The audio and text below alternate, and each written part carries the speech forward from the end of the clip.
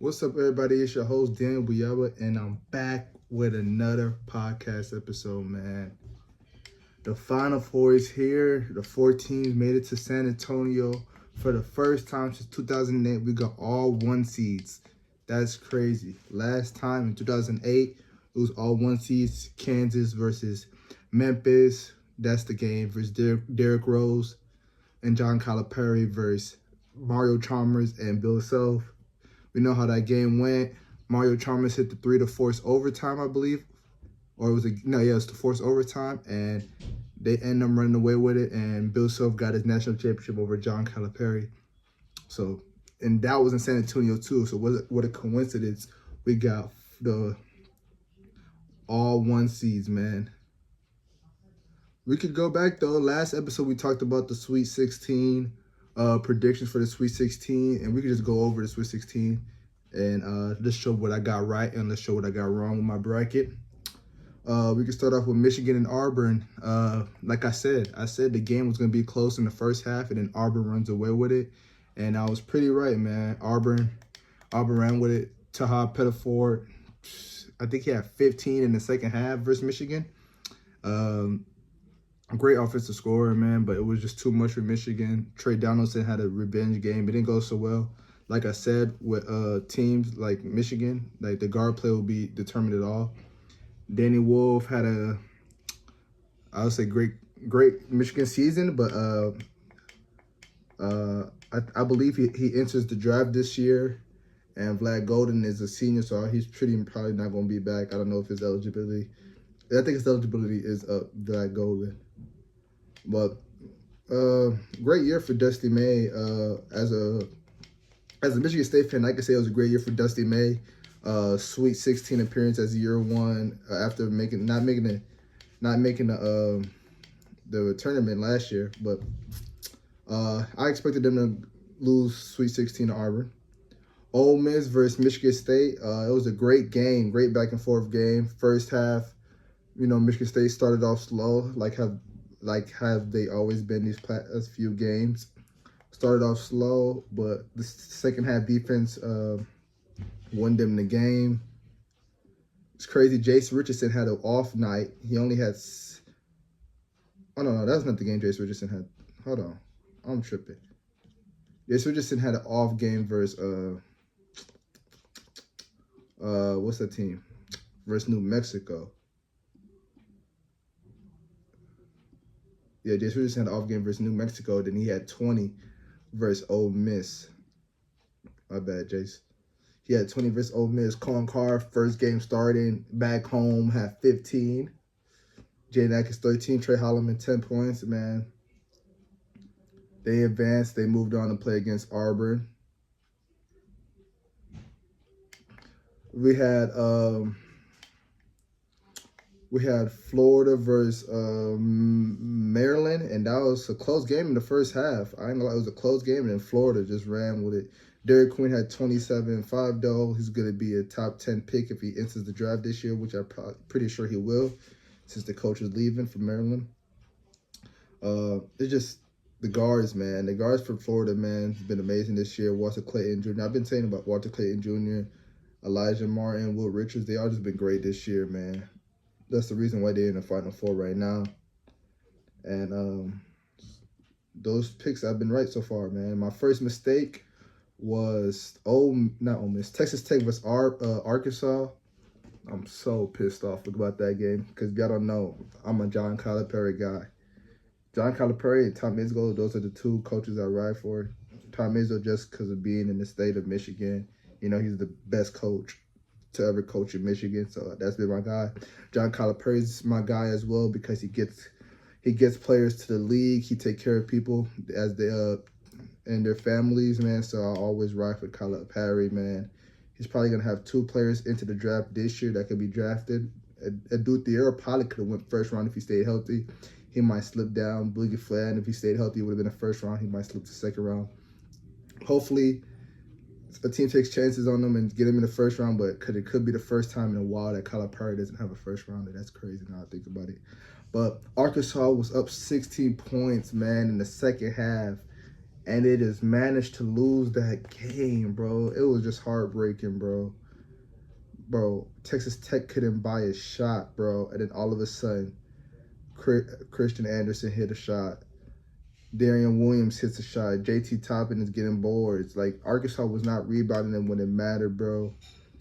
We had Big Z not doing anything when he's on the floor, bro. He was just like a waste of a footer, bro. He could have been an NBA second-round pick this year if he just did his role. Rebound and shoot the basketball, bro. He didn't do anything in that game. 0 points and 3 rebounds in 12 minutes, man. Carter Knox, he stepped up huge, man. He had 20 points for them. Carter Knox was a guy beginning of the season that was in the draft looks as well, but I see Carter Knox coming back for next year. Jonell Davis had 30 and 6 rebounds. I'm so pissed that he didn't have the ball at his hands at the last second. He had 30 ball. He had a 30 ball. Just let him get to the ball. But you know, DJ Wagner, that's Calipari's guy, man. He let DJ Wagner take the last shot in OT and regulation, and both didn't go down, and they end up losing that game. He had a great. I don't know, man. It's just a lot of mistakes Arkansas did that game, bro. In the second half, like, they really blew that game, and it was truly disappointing, bro, because they were a better team than Texas Tech, bro. It truly was. They played an amazing first half, and then Adu Thiero and Boogie Fan, like the two guys that said they're getting drafted, they played a combined 14 minutes, and they combined for 1 point. I wonder if Boogie Fan wrist was messing with him, his thumb was messing with him, because he played a lot the first 2 games versus Kansas and St. John's. And that was Adu Thiero's first game. I knew when Adu Thiero was playing, like when he first checked in, I knew it wasn't going to go well for him. He didn't move right. Like, his burst of speed wasn't there. And they lost that, man. It was pretty sick to watch that because I felt like they really could have won. Next game, we have Duke versus Arizona, man. Cooper Flag, man. We got to talk about this cat, Cooper Flag, bro. And Duke was dominating the whole game, man. The second half, they dominated, but they just let up. Caleb Love was making tough shots. Caleb Love ended with 35 points. His college career is finally over. It's finally over. Caleb Love had 35. Cooper had 36 and 7. And that was just an amazing game from Cooper Flag. Just like for 40 minutes, out of a 40-minute game, he had 37 and 7, 6 and 7. Like, that's amazing. Con Canepo had 20 points. He should be a lottery pick this year. Kamina Mukala from South Sudan, 13 and 7. He could be a lottery pick this year. And their grad transfer is Sion James at 16. He could be a second-round pick this year. Like, they had helped this game, man. It was a great game. But I just knew Duke was winning that game, bro. But the game was close. The score is closer than what it seemed. It was really like a blowout, for real. BYU versus Alabama, though. Like, all these games I've been right so far, except for Arkansas in the bracket. Alabama versus BYU. Man. That Alabama NBA offense. Like I said, I think last video I said it was going to be both teams going to be in the 80s. But she's 113. They dropped 113 on them in 40 minutes. BYU had 88, don't get me wrong. But to have 62 points and 62 points in the second half and 51 in the first half in college is crazy. Marcus Spears could have missed. He had like 10 threes, I believe. Had 34 points. Aiden Holloway, I probably hit 6 or 8 threes, had 23 points. He had 6 threes, I believe, because 8 times 3 is 24. Yeah, he had 6 threes, I believe. Chris Youngblood had 19. And the Alabama offense, man, it was just amazing to watch that game. BYU too, man. Richie Sanders had 25. Igor Demi had 15. But Alabama, man, too much offense. I had them winning that game as well.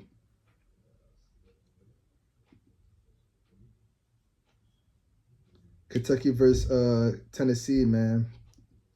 I've been saying it's hard to beat a team 3 times, man. And I just knew Tennessee wasn't going to lose this game, man. I knew Tennessee was going to have to beat it one time.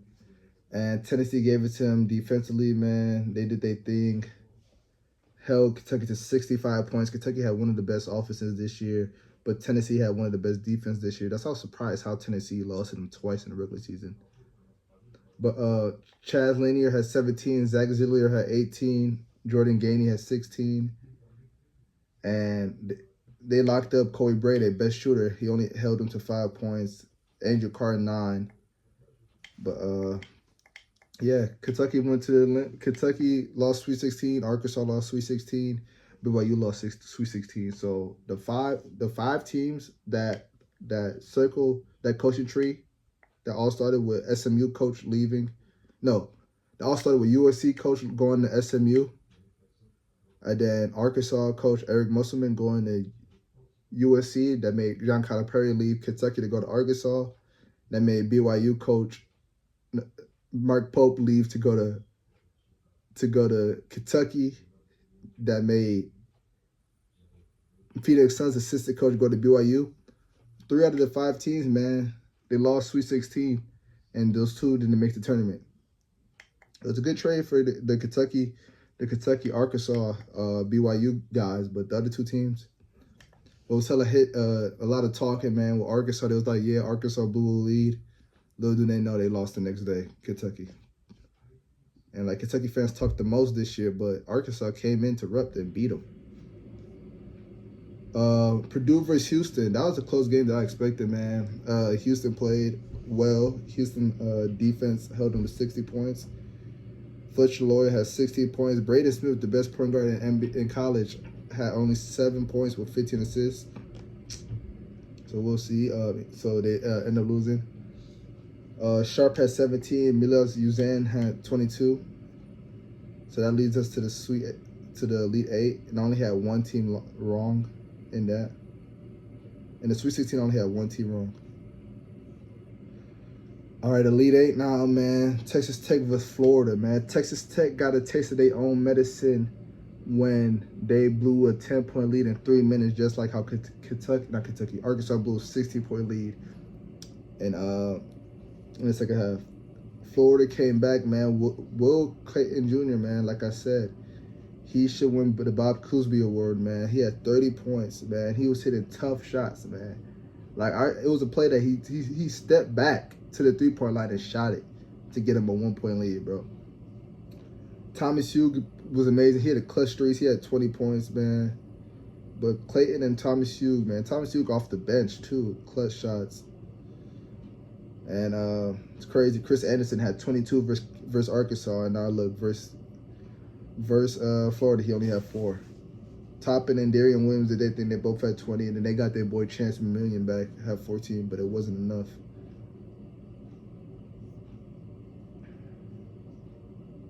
Oh, MSU versus Auburn.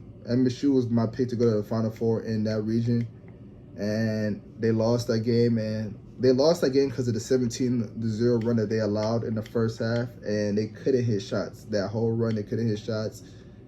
John A. Broom was too much for us, man. He was killing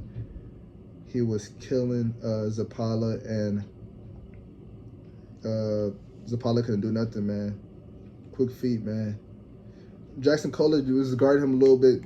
Jackson Kohler was getting killed as well, but Jackson Kohler had 17 and 11 for us. Trey Holloman ended his Michigan State career with 2 points because I believe he's in the portal, and we don't know if he's coming back or not. But Cohen Carr only had 4 points. It was disappointing. Jada Atkins didn't show up until the last few seconds or minutes. He shot bad that game. He ended up with 15 late buckets. But yeah, man, MSU lost that from 17-0 run, man. And MSU, man, they had a great season, bro. Any other year, MSU would have been the first seed if the SEC teams wasn't stacked. But MSU was losing Jaden Akins, probably losing Jace Richardson to the draft. Simone Zapalo's a senior. Frankie Fielder was a senior. Trey Holloman hit the portal. Xavier Booker hit the portal. And Greg Norman hit the portal.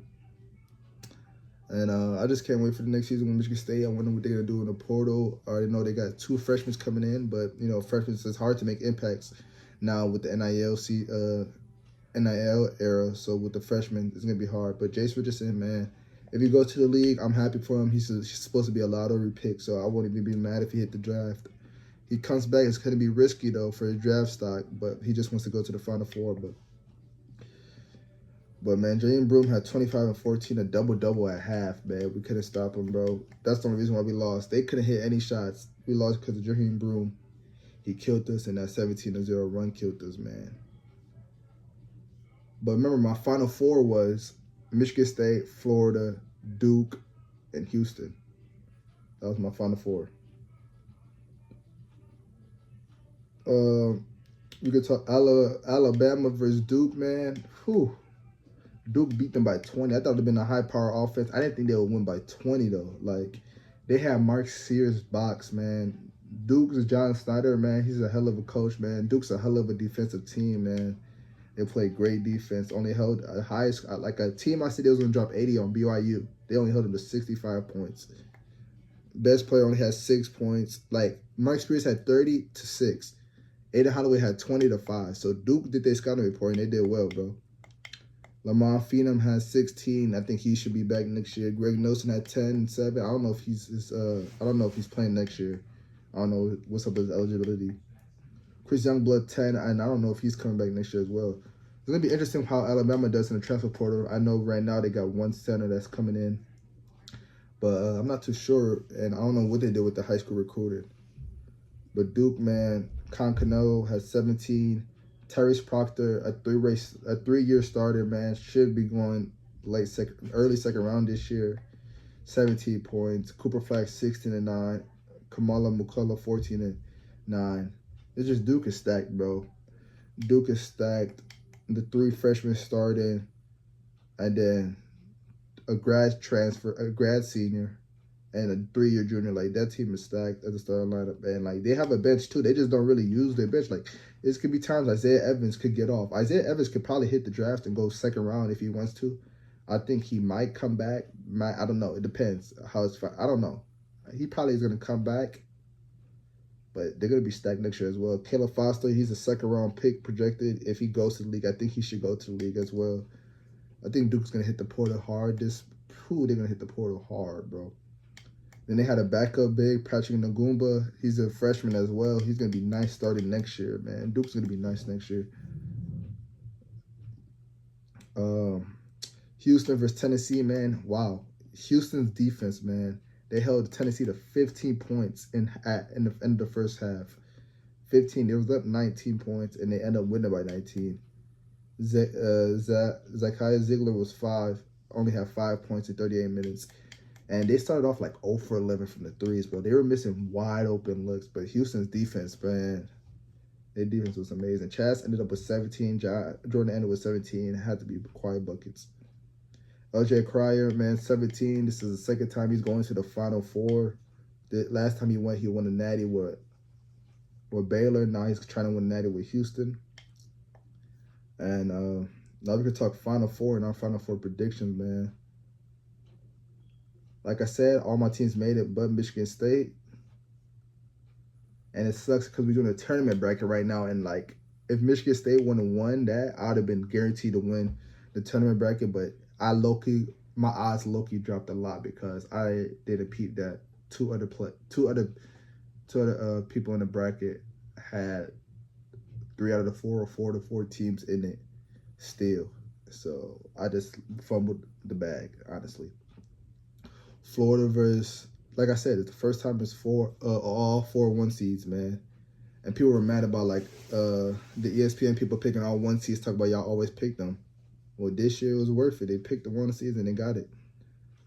Florida versus Auburn. We got Florida versus Auburn at 6 o'clock on Saturday. Then we got Houston versus Duke Saturday at 8:49 after. Florida and Auburn played already this year. Florida won, and I think Florida won without, like, one of their guards too. I believe so. Let me go check that real quick. Florida versus Auburn.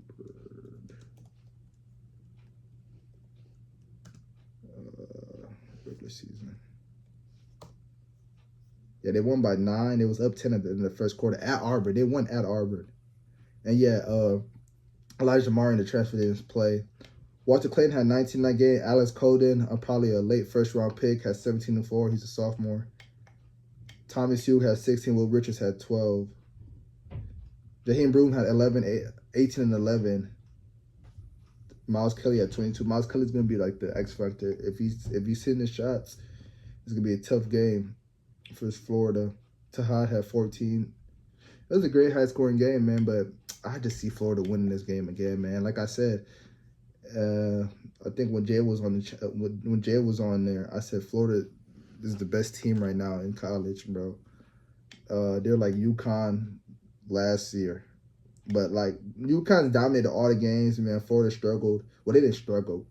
Well, they struggled versus Texas Tech, yeah, because they were down with 10. They were down 10 by 10 with, like, 3 minutes left. But because UConn dominated, like, the whole tournament. But I feel like Florida beats Auburn again. Florida guards is going to win that game. Walter Clayton. But it's going to be a great matchup, though. I can't wait to watch that game. I'm cheering for Florida. I got Florida winning. Going to the Final Four, looking to win the championship since the last championship they won was 2007 when they were back-to-back champs with Billy Donovan, Joakim Noah, and all hope for it. So we'll see. Duke versus Houston, man. That's gonna be a good game, man. Oh shoot, it's crazy because Auburn played all three of those teams already this year. Auburn played Duke, they won that game. No, they lost that game. And they played Houston, and they beat Houston. That's crazy. So they lost to Florida by 9. They lost to Duke by 6 at Cameron Indoor. Jerome Broom had 20 and 12. Tahad had 20. Chad Baker Mazzara had 17. Kelly had 14. Cooper Flack had 22 and 11. Oof. Isaiah Evans, like I said, see, he's the X factor. Had 18 and 16 minutes. Terry Sparks to 12. Dude, that was a good game, bro. Caleb at 11. Then they played Houston in the beginning of the year. I remember that game. I had Houston winning that.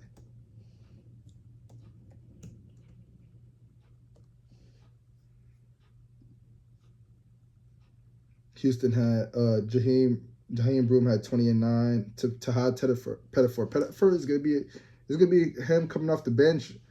He's gonna be an X factor as well, man. He always plays he always comes to hoop, man. He's a Jersey guy, man. You know they love these big tournaments. I'm gonna expect a lot from him on Saturday, but I just want to see how they guard him again. But they had 21. Chauncey had 11. They won that game by 5. Miles Usain had 10. LJ Fry had 13. Joseph Tigler had 10. Sharp 13. So it's Auburn. Auburn wins. They already gonna have scout for the next 2 games, bro. But they probably won't watch that scout because those are old games. But it's just good thing to know. Look at, bro. But Houston versus Duke, man. It's gonna be defense versus defense again, man. And I just feel like the Cooper Flag and Con Canepo, man, it's gonna be too much. Not too much, but they're gonna get it done late stretch. Or Tyrese Parker might hit a clutch shot, bro. But I got Duke winning that game, man. I got Duke going to the Final Four, probably winning that game by 6, 7, around that range, man. But yeah, I got Florida versus Duke in the national championship, and I got Duke raising the banner.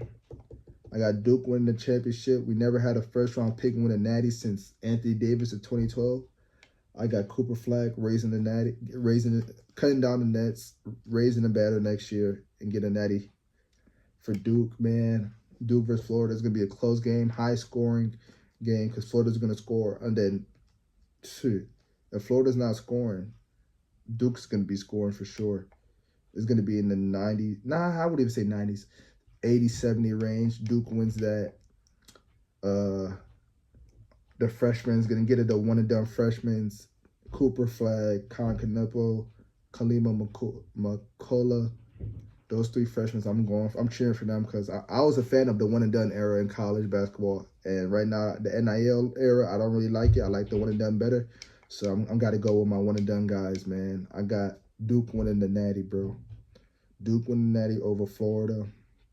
And then next year, it's going to be interesting how Duke comes, bro, because they got another top three pick coming in the Boozer twins. One of the Boozer twins is the top 3 pick coming in. So it's going to be interesting if they can go back-to-back like Florida, like UConn. did recently. But yeah, I got Duke raising the banner in San Antonio. John Snyder gets his first championship. And yeah, man. And it's crazy, bro. John Snyder, man, he doesn't even get his credit, bro. Like what he's been doing since Coach K has left. It's so crazy. Like we don't even talk about like how he replaced Coach K. That's how great he's been doing, bro. Like he doesn't have the pressure because he's been succeeded. Like I ain't gonna lie. At first, I thought when they lost to they lost to North Carolina State last year, I said, bro, man, John Snyder might just be a recruiter. Like how you lose to North Carolina State, bro, in the Sweet 16 or Elite 8. I think it was Elite 8. You lost to North Carolina State, bro. Then they lost him like twice in one season, bro. It was like, bro, you couldn't do that. But for him to bounce back this year, like, yeah, he got the #1 pick, but like the #1 pick is playing like the #1 pick. Like Cooper Flagg's been amazing all year, bro. Cooper Flag deserves all awards that's coming to him. He should win Julius Erving Award, Wooden Award, AP Player of the Year Award. Him and John Broome, they're gonna get a lot of trophies this year. But yeah, I got Duke winning. Next week we're gonna be talking probably NBA because NBA playoffs is coming up soon. So we're gonna congratulate the winner of the NCAA tournament. Then we talking NBA. But man, it's a quick video. Like, share, subscribe, turn your post notifications, comment who you got winning because this video is gonna drop tomorrow. And then we got the girls Final Four. We got the girls Final Four coming up too. You know, I don't know if we didn't even talk about that at all, but it's UConn's the second seed versus the overall #1 seed UCLA. I saw the UCLA coach talk about how we're the most non-talk about overall #1 seed. But yeah, of course y'all are. Then the other side is South Carolina, the defending champs versus Texas. They split 2-1 this year. Oh no, yeah, there's 2-1 between them this year. So it's gonna be an interesting game. But I got UConn versus I want to say Texas win that game versus South Carolina because I don't want UConn to play them again because UConn beat them already this year. I got South Carolina winning that one. No, I got Texas beating South Carolina. Make them split 2-2. I got UConn versus Texas. And Gino Armanella gets another championship. Paige puts herself in the UConn legacy books as she gets her first championship, man. To be a UConn legend for the women's side, you got to get a national championship. And Paige Buckets is getting that this year. And, man, also shout out to Juju, man. Prayers up to Juju. I wish she didn't get hurt. We wanted to see that matchup versus her and Paige again. But, you know, that couldn't happen. Hopefully next year she comes back killing and she gets a natty next year. I feel like she could get a natty next year if she comes back January. All she got to do is come back January, be ready for conference play, and just get the team to the tournament, man. Because I feel like they're going to be nice next year. I don't know if their big man. I think their big man is heading to the league this year. But I got UConn winning the natty for the women's side, and I got Duke winning it for the guys' side, man. Like, share, turn your post notifications on, and I'm signing out.